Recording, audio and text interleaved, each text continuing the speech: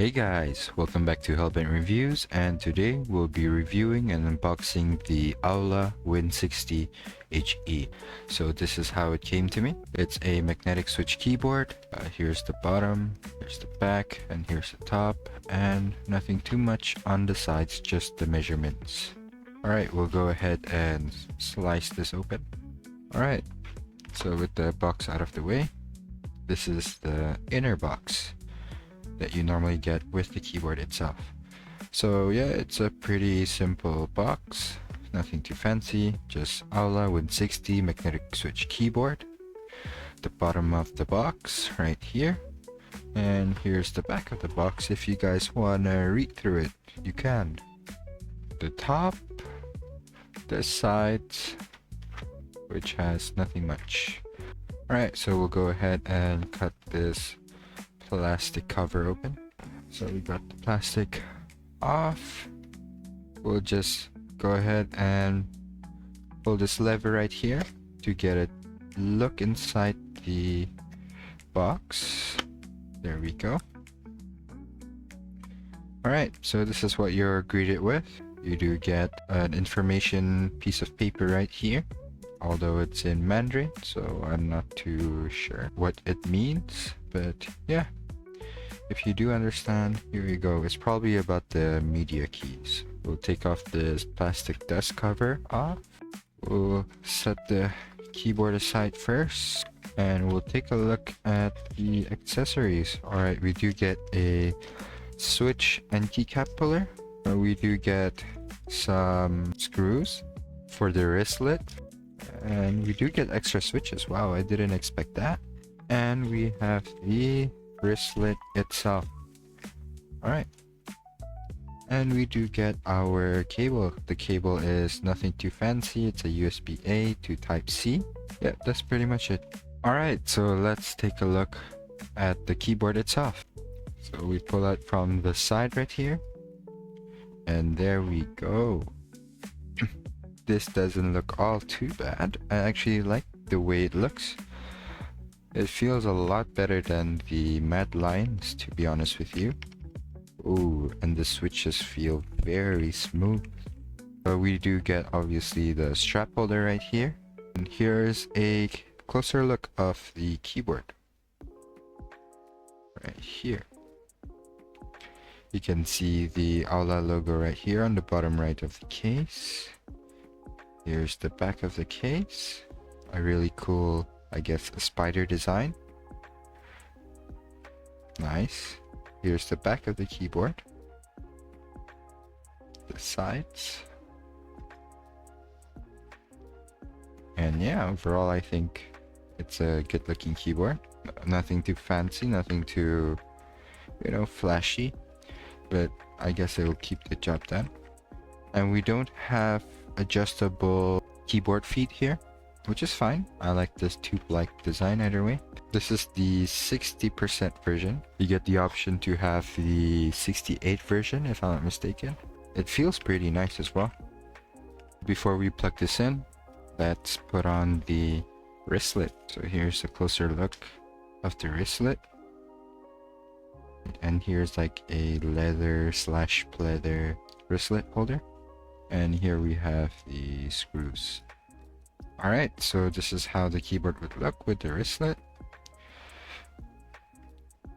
Nothing too fancy, it's just a wristlet, just a copy of a Wu-Tang.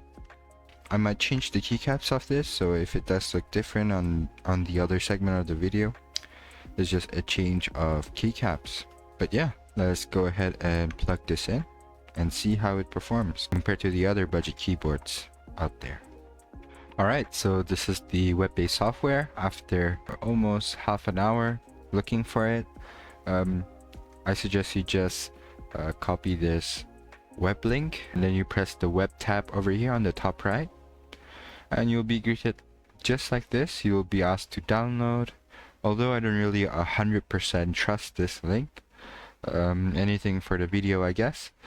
I pressed this download, and then it asked me to extract the files, so I'm doing it right now. As you can see, we just open the application, more info. Run anyway. So right now we can upgrade, I guess. There we go. Yeah, I guess we'll just exit that, exit this, allow, Win60, continue. Alright, so this is what you'll be greeted with in the software. So you have your remap here. You get also the option to modify your FN layers, just like this. Yep, you can remap all these keys. Here we have key combination, macros, and yep. And here we have lighting. You have the option to do multiple lighting effects, which is maybe cool for some of you guys. And here we have the actuations. So let's see how low it goes. Alright, it goes as low as 0.08 millimeters, which is cool. And here's the rapid trigger options. It goes down to 0.02 millimeter. And here you get the option to separate, press, and release sensitivity. You get the option to go 0.02 millimeters again. So if it's something that you like, you could do.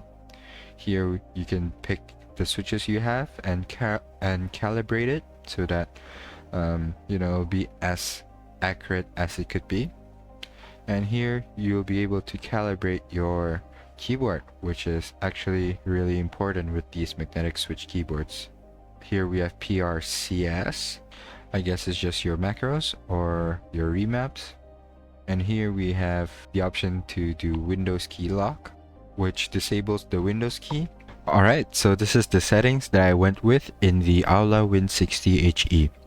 So I went with 1.5 millimeter across the board, just excluding my WASD keys as well as my shift and control. The rest, I just keep it on 1.5, excluding the Windows key, which is on 2.7 millimeter. So I went with 0.08 on my WASD so that I can get a fast response in these key, which I mainly use to play Valorant, and movement is an important variable when you're in gunfights. So yeah, I put it on 0.08. So to take in a deep dive, I keep my WASD on rapid trigger settings, and I separated the press and release sensitivity so that on my press, I can repress the keystrokes on 0.0 millimeter so that I can get a fast response. And in my release settings, I put it on 0.5 millimeter. So if you do have a problem, let's say you're using your movement keys, your WASD keys, walking down an alley, and then it would stop moving, it means you actually by mistake lift off your finger on its release. So if you do have that problem, I would suggest you just increase this release variable to something above what you're actually running until you find the sweet spot.